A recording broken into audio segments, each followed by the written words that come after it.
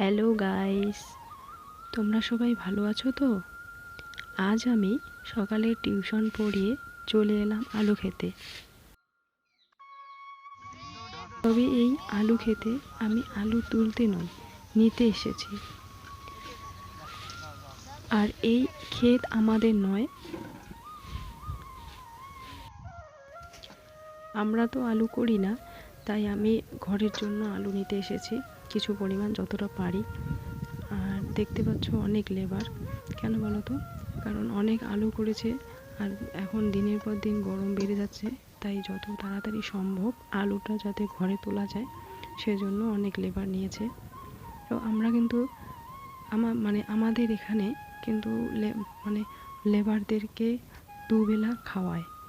আর সেটা খাওয়ানো হচ্ছে, সকালে হালকা একটা টিফিন দিয়ে দেয় আর দুপুরে ভাত দিয়ে দেয়। ভাতটা লেবারদের মর্জি মতোই খাওয়ানো হয়।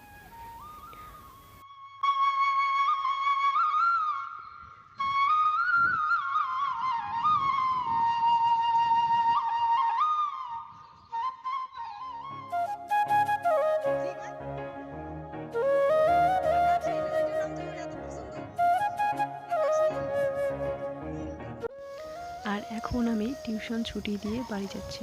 দেখো বন্ধুরা, আমি যে জমি থেকে আলু নিয়ে গিয়েছিলাম একটু আগে, সেই জমিটা তোমাদেরকে খুব সুন্দর করে ভিডিও করে আমি দেখাচ্ছি।